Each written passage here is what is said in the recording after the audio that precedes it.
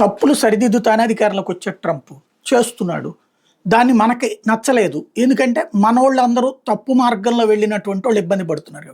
చదువుకోవడానికి వెళ్ళినోడు చదువుకుంటే ట్రంప్ ఏమన్నా ఆపుతున్నాడా?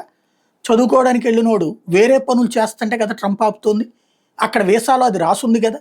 రాసున్నా సరే లేదు లేదు మేము రూల్ ప్రకారమే పాటిస్తామని ఆ తర్వాత తప్పుదోవ పట్టిస్తేనే కదా అక్కడ యాక్షన్ తీసుకుంటుంది. దానివల్ల ఎవరికి నష్టం జరిగింది? వాళ్ళ దేశ ప్రజలకు నష్టం జరిగింది.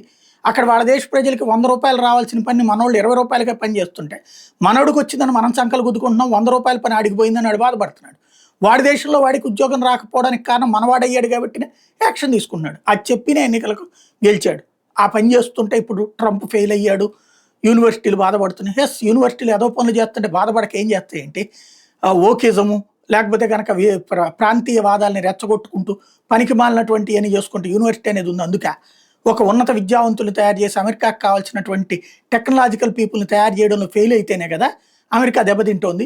అందుకోసమే కదా దాన్ని సరిచేయాలనుకుంటుంది. ముందే చెప్పినే వచ్చాడు కదా ట్రంప్ అధికారంలోకి. అదే కదా సరిచేస్తుంది వాళ్ళకి యుఎస్ఐడ్ ఆపేయడం.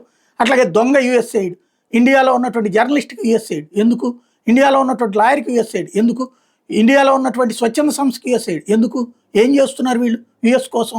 అంటే యుఎస్లో సోరోస్ అనేటటువంటి ఒక దరిద్రుడు, వాడికి పైన ఉన్నటువంటి ఒబామా లేకపోతే బైడెన్, ఈ గ్రూప్ అంతా కలిసి ప్రపంచంలో కుట్రలు పన్నుతూ దానికి అమెరికా ప్రజల యొక్క పన్నుల డబ్బుల్ని తీసుకొచ్చి ఖర్చు పెడుతుంటే దాన్ని ఆపాడు ట్రంప్.